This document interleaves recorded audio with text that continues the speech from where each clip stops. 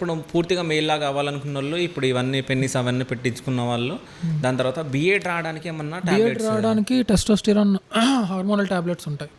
Hormonal tablets వాడితే లేదంటే injections వాడినా సరే సరిపోతుంది.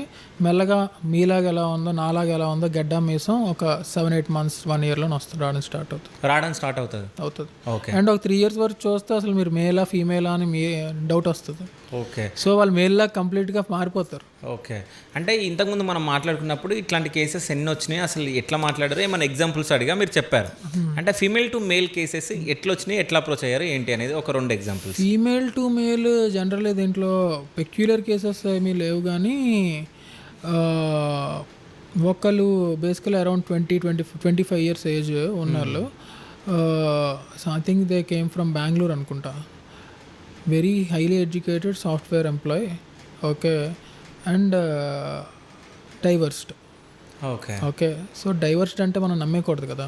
సో డైవర్స్ సర్టిఫికెట్ ఉందా అని అడుగుతాం, వాళ్ళు చూపిస్తారు. ఎందుకంటే ఇప్పుడు మళ్ళీ సర్జరీ చేసిన తర్వాత అలా హస్బెండ్ వచ్చి మమ్మల్ని అడిగితే మేము ఆన్సరబుల్ కదా.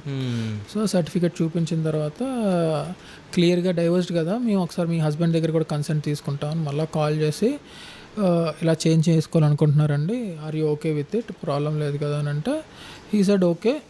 ఆయన కూడా software employee.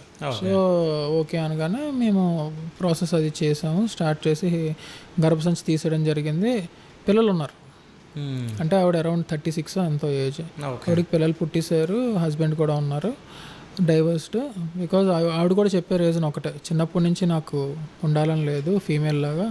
And by the way నేను ఇందాక చెప్పినట్టు ఆవిడది మేల్ కట్, 36 years వచ్చినా సరే she's maintaining that male cut.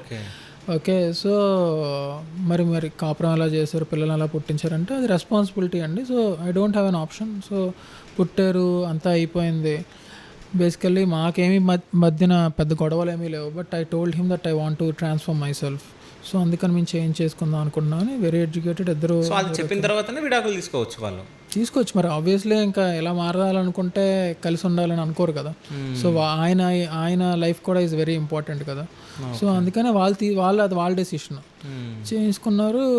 ఆవిడ వచ్చారు, సర్జరీ చేయించుకొని now she is leading a life like A male only. Okay. With shirt, pant, Bob cut. Obviously brush తీస్తాం, గర్భసంచి కూడా తీస్తాం కాబట్టి ఆవిడ షీఈ్ డూయింగ్ వెల్. అప్పుడప్పుడు టచ్లో ఉంటారు, కాల్ చేస్తారు. పిల్లలు కూడా they are doing fine, they are with her. So బాగానే ఉన్నారు. And she's very happy.